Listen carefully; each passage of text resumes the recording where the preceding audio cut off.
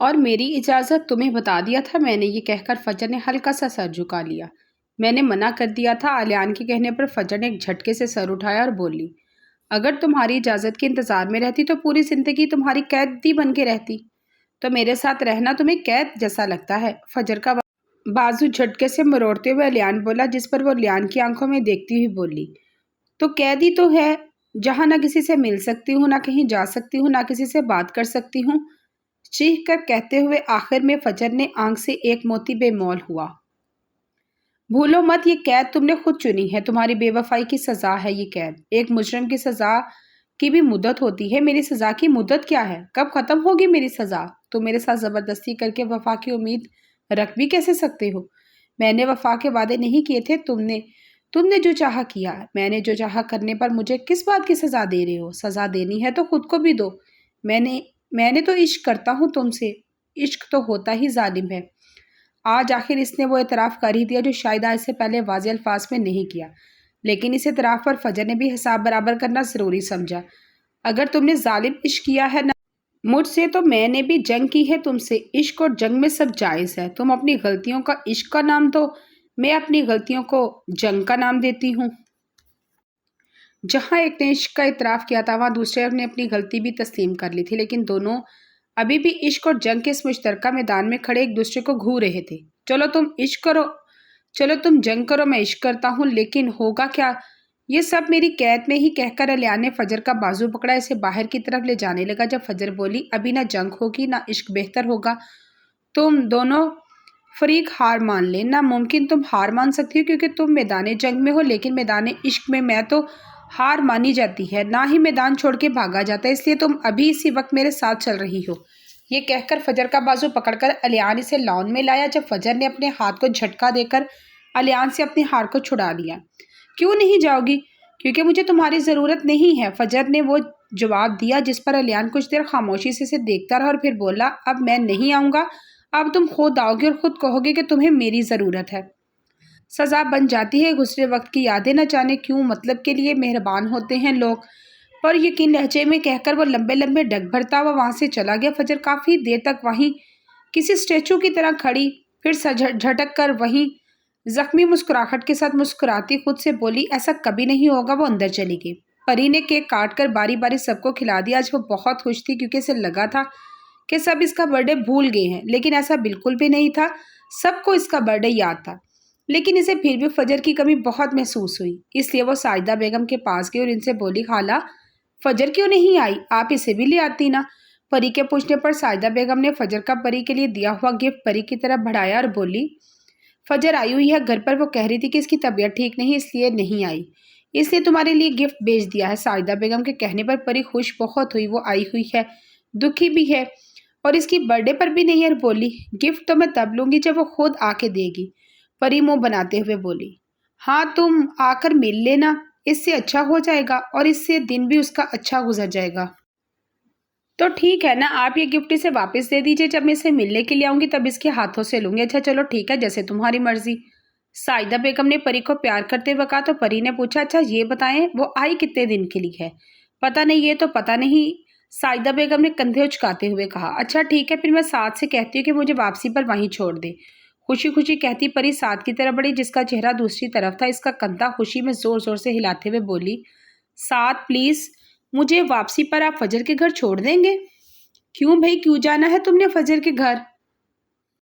کیا مطلب کیوں جانا ہے؟ اس سے ملنے کے لیے جانا ہے، اس کے ہاتھوں سے گفٹ بھی تو لینا ہے، لے جاؤ گے نا؟ خوشی خوشی بتاتے آخر اس نے لاڈ سے کہا۔ اچھا تو میرے گفٹ نہیں لینا کیا؟ ساتھ نے آبرو چکا کر پوچھا، جس پر پری حیرت اور خوشی سے بولی، تم بھی گفٹ دو گے مجھے؟ کیوں، مجھے دینا منع ہے؟ نہیں منع تو نہیں ہے، لیکن تم نے مجھے سرپرائز بھی تو دیا ہے نا، تو یہ بھی تو ایک بہت بڑا گفٹ ہے۔ نہیں، یہ گفٹ نہیں ہے، گفٹ تو ابھی میں دوں گا، ہاتھ آگے کرو۔ ساتھ کے کہنے پر پری نہ سمجھی سے اپنا ہاتھ بڑھایا، جس پر ساتھ نے اس کا ہاتھ پکڑ کر خوبصورت نگوں والی رنگ اس کے ہاتھ میں پہنا دی، جسے دیکھتے ہوئے پری بہت زیادہ خوش ہوئی۔ ساتھ کا ہاتھ پکڑ کر بولی، تھینکس یو سو مچ ساتھ، اس سرپرائز کے لیے بھی، اس گفٹ کے لیے بھی، most welcome my dear wife. ساتھ کے مسکرا کر دیکھ کرنے پر پری ادھر ادھر دیکھتے ہوئے بولی، تم مجھے فجر کے گھر چھوڑ دو گے نا؟ ہاں ٹھیک ہے، جاتے ہوئے میں ڈراپ کر دوں گا۔ ساتھ کے کہنے پر پری خوشی سے اچھلتی ہوئی بولی، تھینک یو سعد، تم بہت اچھے. ایک بات کہوں، تم پہلے تو ایسے نہیں تھے، تو پھر میں کیسا تھا؟ تھوڑے کھڑوس سے تھے. پری منہ بنا کر بولی. فجر اس کا ہاتھ پکڑ کر اسے بچانا چاہا لیکن اس کا ہاتھ سلپ ہو گیا. الیان، فجر چیختی ہوئی اٹھی تھی. اس کا پورا جسم پسینے سے شرابور تھا. میں نے کچھ بھی نہیں کیا، میں نے کچھ بھی نہیں کیا. بے رد جملے بولتی وہ کافی دیر تک حقیقت کی دنیا میں آ ہی نہیں رہی تھی، بلکہ ابھی تک خود کو اس بھیانک خواب کے زیر اثر محسوس کر رہی تھی. آخر جب کافی دیر تک خالی خالی نظروں سے ادھر ادھر دیکھنے کے بعد اسے یقین ہو گیا کہ یہ خواب تھا، تو وہ منہ پر ہاتھ پھیرتی ٹیرس پر جا کھڑی ہوئی. لیکن اندر سے وہ اب تک بہت بے چین تھی.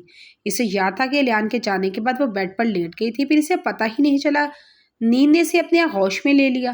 اچانک تیز ہواؤں کے ساتھ گرج چمک شروع ہو گئی، جس پر فجر کو مزید بے چینی ہونے لگی.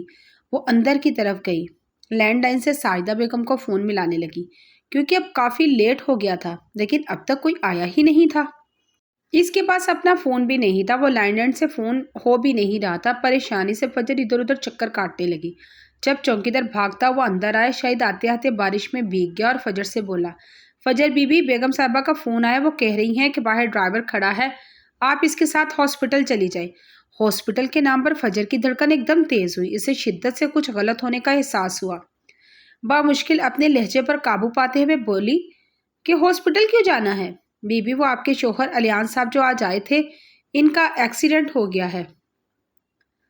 ابھی وہ کہہ ہی رہا تھا جب بہت زور سے بجلی چمکی تھی. فجر کو لگا ایسے جیسے اس کا خواب سچ ہو گیا ہے، جیسے قدرت نے اس کی کہی بات کو سچ میں بدل دیا ہو. اس کے کانوں میں خود کے الفاظ گونج رہے تھے. کچھ دیر وہ پتھر بنی رہی، کھڑی رہی، اور پھر جب اسے ہوش آیا تو جیسے ہی تھی ویسے باہر بھاگی برستی بارش کا خیال کیے بنا گاڑی میں جا بیٹھی. آنسو اچانک لڑکی کی صورت میں اس کی آنکھوں میں متواتر بہہ رہے تھے. بار بار وہ اپنے چہرے پر ہاتھ پھیرتی اپنے آپ پر قابو پا رہی تھی. کھانا کھانے کے بعد سب گھر جانے والے تھے جب ساجدہ بیگم کے فون پر سمینہ بیگم کا فون آیا تھا، جنہوں نے روتے ہوئے انہیں الیان کے شدید ایکسیڈنٹ کا بتایا تھا، جس پر سب وہیں سے ہاسپٹل کے لیے چلے گئے. کافی دیر لینڈ لائن پر ٹرائی کرنے کے بعد جب فون نہیں ملا تو انہوں نے چوکیدار کو فجر پر ہاسپٹل جانے کا کہا. وہ 5 منٹ پہلے ہاسپٹل پہنچی تھی. اب ایمرجنسی روم کے باہر کھڑی مسلسل اندر دیکھ رہی تھی. دل و دماغ بار بار سامنے نظر آتے منظر کو جھٹلا رہا تھا. آنسو بار بار سارے منظر کو دھندلا رہے تھے، جیسے وہ بار بار گڑ گڑا رہی تھی. دل سے بار بار یہی آواز آ رہی تھی، یہ سب اس کی وجہ سے ہوا ہے. جب جب کوئی اسے تسلی دینے کے لیے اس کے شانے پر ہاتھ رکھتا تو ایک گلٹی ابھر کر مدم ہو جاتی. دل بار بار دہائیاں دے رہا تھا کہ تم یہی چاہتی تھی نا، وہ چلا جائے تمہیں چھوڑ کر، تم اس کی قید سے آزاد ہو سکو. دل کی آواز سے تنگ آ کر اسے اپنے کانوں پر ہاتھ رکھ لیا اور پیئر روم کی طرف بڑھی. گڑ گڑا کر الیان کے لیے دعا مانگی، جس کی قید سے وہ آزادی چاہتی تھی، جس کی اسے ضرورت نہیں تھی. ہاں، آج اس کی آنسو سب واضح کر گئے کہ اسے کیا چاہیے، اسے سب سے زیادہ کس چیز کی ضرورت ہے. کس کی نہیں، آج زبان سے نہیں آنسو سے اعتراف ہو رہا تھا. اس کی تڑپ بتا رہی تھی کہ الیان اس کے لیے کیا ہے. بھولنے کا سوال ہی پیدا نہیں ہوتا میرے سرکار، تمہیں میں نے نہیں، میرے دل نے چنا ہے. جب فجر واپس آئی تو اسے پتا چلا کہ ڈاکٹر نے اگلے 24 گھنٹے انتہائی کریٹیکل بتائے ہیں. ان میں ہوش آنا بہت ضروری ہے، ورنہ کومے میں بھی جا سکتا ہے. پری کے بتانے پر فجر کو اپنا دل بند ہوتا ہوا محسوس ہو رہا تھا. اتنا درد تو مرنے سے بھی نہ ہوگا جتنا تیری خاموشی نے دیا ہے. روم میں داخل ہوتے ہی جہاں الیان پٹیوں میں جھکڑا ہوا تھا، اسے دیکھ کر فجر کو یقین ہی نہیں آ رہا تھا کہ وہی الیان ہے جسے پہلے کچھ دیر پہلے ملی تھی. الیان کے قریب بیٹھتے ہوئے اسے الیان کی آخری بات یاد آئی جب اس نے کہا تھا کہ اب میں تمہیں لینے نہیں آؤں گا بلکہ تم خود آؤ گی اور کہو گی کہ تمہیں میری ضرورت ہے. اس کی بات یاد کر کے ایک آنسو کی آنکھ سے بے مول ہوا. اس نے اس بات کی تصدیق اپنے خود لبوں سے کی تھی. صحیح کہا تھا تم نے الیان، دیکھو میں خود آئی ہوں، میں خود کہتی ہوں کہ مجھے تمہاری ضرورت ہے. پلیز ایک بار اٹھ کر دیکھو نا، تم ہمیشہ کی طرح جیت گئے. میں خود کھینچی چلی آئی. پھر سے دہرایا تم نے مجھے، لیکن اس بار مجھے اپنی ہار بالکل بھی بری نہیں لگی، بلکہ میں ہمیشہ تم سے ہارنا چاہتی ہوں. الیان پلیز تم بس ایک بار اٹھ جاؤ. الیان کا ہاتھ پکڑ کر اپنے لبوں پر لگاتے کچھ دیر تماشا اس کو روتی رہی. تم چاہتی تھے نا کہ میں تمہیں آپ کہوں، تو میں ہمیشہ تمہیں آپ کہوں گی. تم چاہتے تھے میں کھانا بنانا سیکھوں، اب کچھ بنانا سیکھ لوں گی. تم چاہتے تھے میں تمہیں چھوڑ کر کہیں نہ جاؤں، تو میں کہیں نہیں جاؤں گی. تم کہو گے تو میں کسی سے ملوں گی بھی نہیں. اور کسی سے بات بھی نہیں کروں گی۔ تم چاہتے تھے نا کہ میں تمہاری ہر بات مانوں، تم سے تمیز سے بات کروں، میں سب کچھ کروں گی، پرومس۔ بس تم اٹھ جاؤ الیان، مجھے تمہاری ضرورت ہے۔ دیکھو میں کہہ رہی ہوں، میں تمہارے بغیر نہیں رہ سکتی، نہ ہی تمہارے بغیر مجھے عادت ہو گئی ہے تمہاری ڈانٹ کی۔ اٹھو نا، غصہ کرو مجھ پر، بالکل برا نہیں مناؤں گی، پلیز تم اٹھ جاؤ۔ لوٹ کر کب آنا ہے تم نے؟ بس ویسے ہی تمہیں آتن پکارتے رہنا ہے۔ تم کہہ رہے تھے نا کہ میدان جنگ میں ہار مانی جا سکتی ہے، صحیح کہتے تھے تم الیان، میں نے مان لی ہار، شاید آج سے نہیں کب سے۔ جیت کیا یہ ظالم عشق جس نے مجھے بھی اپنا غلام بنا لیا؟ شاید مجھے خود بھی نہیں پتا کہ جب تم مجھ پر غصہ کرتے تھے یا جب تب تم مجھ پر مہربان ہوتے تھے۔ اس سچ کو تم سے خود سے چھپانے کے لیے میں تم سے دور ہونا چاہتی تھی، کہیں تم میرے دل میں بیت نہ جاؤ۔ اگر تم پتہ چل جاتا کہ ہر وقت مجھ سے نفرت کرنے کا کہنے والی مجھ سے عشق ہو گیا ہے تو میری عزت نفس مجروح نہ ہو جاتی، لیکن آج مجھے پتہ چل گیا کہ عشق میں عزت نفس نہیں ہوتی، میں ہر چیز بالائے طاق رکھتے ہوئے صرف دل کی سنی جاتی ہے۔ آج اس نے اپنا دل الیان کے سامنے کھول کے رکھ دیا۔ شاید وہ اسے سن بھی نہیں رہا تھا، لیکن وہ آج اسے بتانا چاہتی تھی کہ اسے اپنے دل کی ہر بات بتانا چاہتی تھی۔ شاید وہ اسے ویسے کبھی نہ بتاتی، لیکن جب آپ کی کوئی قیمتی چیز آپ سے دور ہو جاتی ہے تب آپ کو اس کی اہمیت کا احساس ہوتا ہے۔ تب پتہ چلتا ہے کہ وہ چیز آپ کے لیے کیا معنی رکھتی ہے، کتنی قیمتی ہے وہ آپ کے لیے۔ کاش کہ تم میرے ہوتے، کاش کہ تم میرے ہوتے، پر پھر ملے ہی نہ ہوتے۔ آخر پوری رات ہاسپٹل میں گزارنے کے بعد صبح جا کر اسے ہوش آیا تھا تو بہت سے دلوں کو قرار آیا، بہت سے لبوں پر تشکر کے الفاظ ادا ہوئے، سب باری باری اسے ملنے جا رہے تھے، لیکن فجر ان اب کو دیکھتی بھیگی آنکھوں سے مسکراتی باہر موجود تھی، کیونکہ وہ شرمندگی سے الیان سے نظریں نہیں ملا سکتی تھی، اسی لیے اس نے اسے پہلے اپنے رب کا شکر ادا کرنے کے لیے پرے روم کا رخ کیا۔ شکرانے کے نفل ادا کرنے کے بعد فجر ہاسپٹل کے چھوٹے سے گارڈن میں جہاں چند پودے لگے ہوئے تھے قریب میں ہی ایک بینچ تھا جس پر جا کر بیٹھ گئی۔ ابھی سے بیٹھے ہوئے 5 ہی منٹ گزرے تھے جب پری وہاں آئی۔ فجر کو دیکھ کر گہری سانس بھر کر اس نے ساتھ بینچ پر جا بیٹھی، کہنے لگی تم یہاں بیٹھی ہو، میں کب سے تمہیں اندر ڈھونڈ رہی ہوں۔ میں نے سوچا کہ میں پہلے تم سے مل لوں، لیکن پری بولتے ہوئے خاموش ہو گئی۔ فجر کو دیکھ کر بولی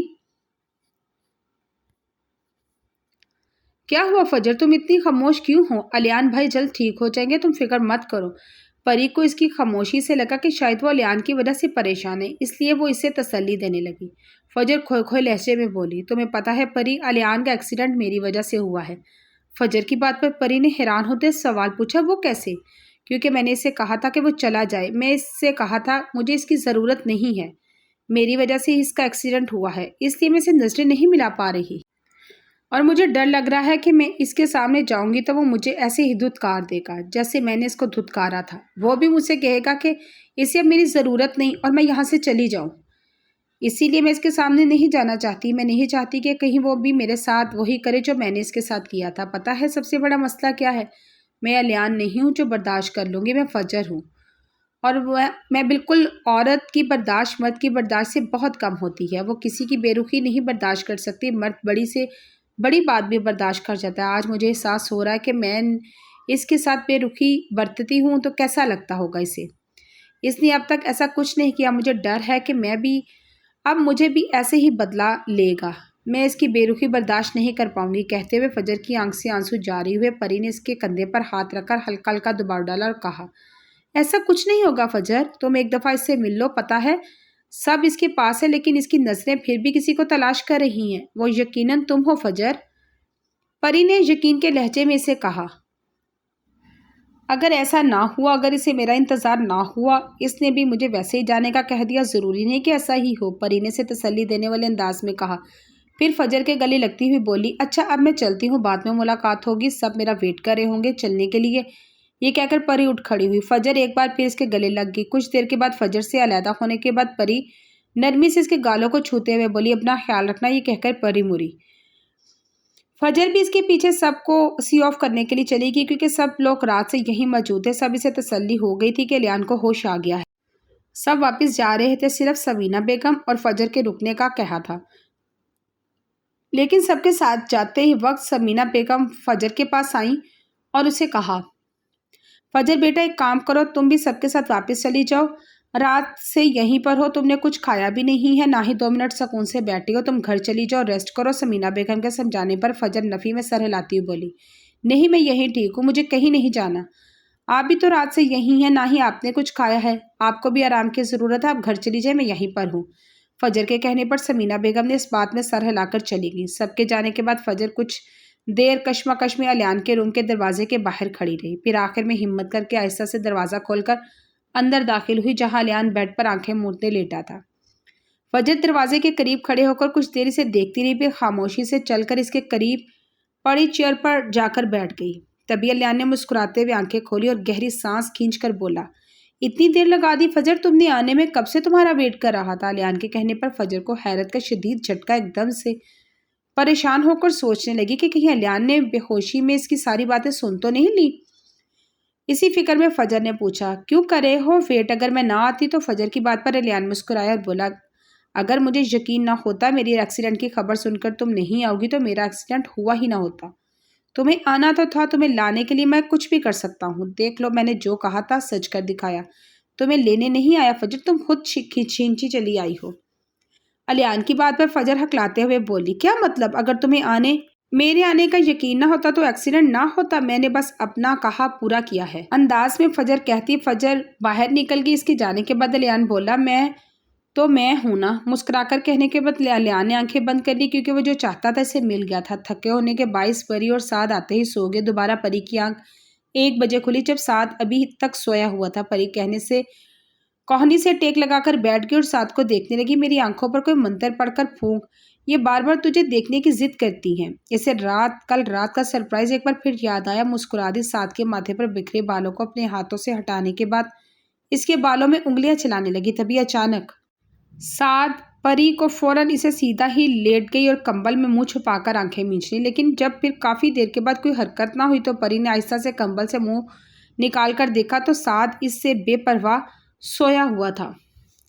پری شکر کا سانس لے کر اٹھی اور بالوں کو ڈھیلا کر کے واش روم میں گھس گئی اور فریش ہو کر باہر نکلی۔ اس نے سوچا کہ ناشتہ بنانے سے پہلے سعد کو اٹھا دے۔ اسی مقصد سے وہ سعد کی طرف بڑھی اور اس کا کندھا ہلانے لگی، سعد اٹھو، سونے دو پری، تنگ نہ کرو۔ پری اس کا کندھا ہلانے پر سعد اپنا کندھا چھڑواتا ہوا نیند میں بولا، کیا مطلب سونے دو؟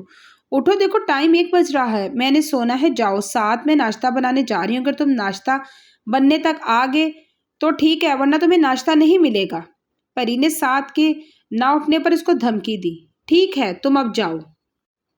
سعد اس کی دھمکی کو کسی خاطر میں لائے بغیر بولا، جس پر پری کا منہ کھل گیا، ٹھیک ہے میں جا رہی ہوں، اب تمہیں پورا دن کچھ کھانے کو نہیں ملے گا، بھوکے مرنا۔ یہ کہہ کر پری جانے لگی جب سعد نے اس کی کلائی پکڑ کر ہلکا جھٹکا دیا، جس پر وہ بیڈ پر جا بیٹھی تو سعد منہ بنا کر بولا، بس ہر وقت مجھے مارنے کی پلاننگ بناتی رہو۔ میں نے تمہیں کب مارنے کی پلاننگ بنائی ہے؟ پری حیرت سے پوچھا، لو ابھی تو کہہ رہی تھی کہ پورا دن کچھ کھانے کو نہیں دوں گی، بھوکا مرو، یہ تم مجھے مارنے کی پلاننگ ہی تو بنا رہی ہو۔ نہیں سعد، میں کوئی پلاننگ نہیں بنا رہی، ویسے ہی کہا تھا۔ پری نے نفی میں سر ہلایا، اچھا مطلب اب دوں گی کھانا، سعد نے سمجھنے والے انداز میں کہا، جس پر پری نے روز سے اس بات میں سر ہلایا۔ گڈ، اب تم جا کر اپنے لیے ناشتہ بناؤ، میں 1 گھنٹے کے بعد اٹھوں گا۔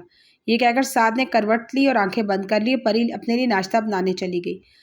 سعد پری کے جانے کے بعد آنکھیں کھول کر مسکراتا ہوا، بے وقوف۔ فجر روم سے نکل کر ایک بار پھر بینچ پر جا بیٹھی اور رونے لگی، کیونکہ اب اس کا اگلا گلٹ زیادہ بڑھ گیا تھا، کیونکہ الیان نے یہ سب اس کی وجہ سے کیا تھا، لیکن اس کے ساتھ ہی وہ الیان سے خفا بھی تھی، جس نے اپنی ضد پوری کرنے کے لیے خود کو نقصان پہنچایا تھا۔ یوں ہی بیٹھے بیٹھے کبھی خود کو الیان سے گلہ کرتے ہوئے اسے وہ وقت یاد آ رہا تھا۔ اسے احساس تو تب ہوا جب ایک نرس اس کے پاس آ کر کنفرم کرنے کے لیے بولی، مسز الیان۔ نرس کے پوچھتے ہی فجر اس بات میں سر ہلا دیا۔ نرس مزید گویا ہوئی،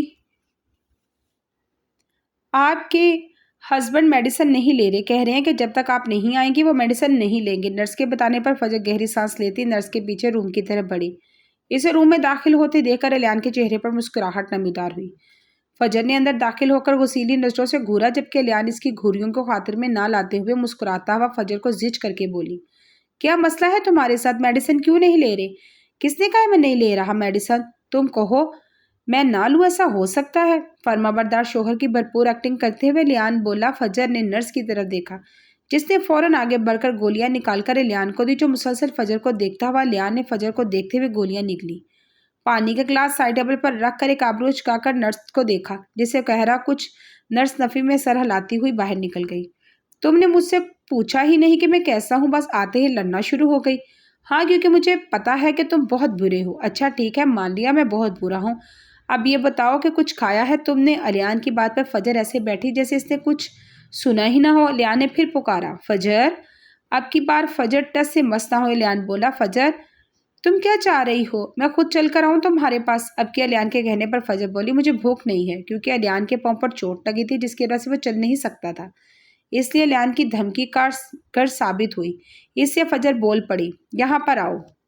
الیان کے بلانے پر فجر بغیر چوں چاں کیے اس کے پاس جا کر بیٹھی، کیونکہ اس سے کوئی بعید نہ تھی، اٹھ کر ہی چلا جاتا۔ ناراض ہو مجھ سے؟ تم ناراض ہونے کا کوئی شوق نہیں ہے؟ فجر نے دوسری طرف دیکھتے ہوئے جواب دیا، شوق نہیں ہے لیکن ناراض تو ہونا تمہارا جو دل چاہے تم کرتے پھرتے ہو، مجھے ناراض ہونے کا بھی حق نہیں ہے۔ میں کہہ دوں گی چلے جاؤ تو جا کے اپنا ایکسیڈنٹ کروا کے آ جاؤ گے۔ مجھے تکلیف دینے کے لیے تم یہ بھول جاتے ہو کہ تمہیں بھی تکلیف ہوگی، لیکن تمہیں اپنی پرواہ ہے، خود غرض ہو تم، جو خود جینے کے لیے دوسروں کی پرواہ نہیں کرتے۔ مجھے خود غرض کہتے ہو تو بالکل ٹھیک کہتے ہو، جس کی غرض سے ہو تم وہ تو خود غرض کیوں نہ ہو۔ روتے ہوئے کہتے ہوئے فجر اپنا رخ موڑ کر بیٹھ گئے۔ الیان بولا، میری تکلیف پر تمہیں اتنی تکلیف کیوں ہو رہی ہے؟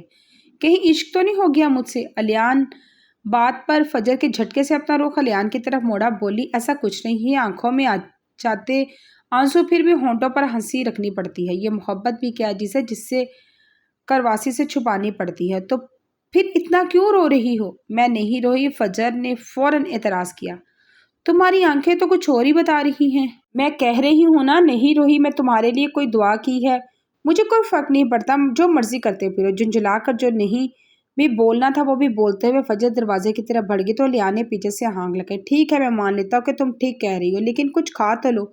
فجر نے پتہ نہیں اس کی بات پر عمل کرنا تھا یا نہیں، یا لیکن وہ سن کر باہر نکل گئی کیونکہ اسے ڈر تھا کہ اگر وہ وہیں بیٹھی رہی تو اس کی چوری پکڑی جائے گی۔ سعد 1 گھنٹے کا کہہ کر اس سے بھی زیادہ دیر میں اٹھا اور فریش ہو کر پری کے سر پر کھڑا ہو گیا، ناشتہ مانگنے لگا، جس پر پری نے چٹا سفید انکار کر دیا۔ ناشتہ دینے پر جس پر سعد نے منہ بنا کر کہا، کیوں نہیں دو گی؟ تم نے کہا تھا کہ میں دوں گی ناشتہ، کیا لگتا ہے تمہیں میں بے وقوف ہوں؟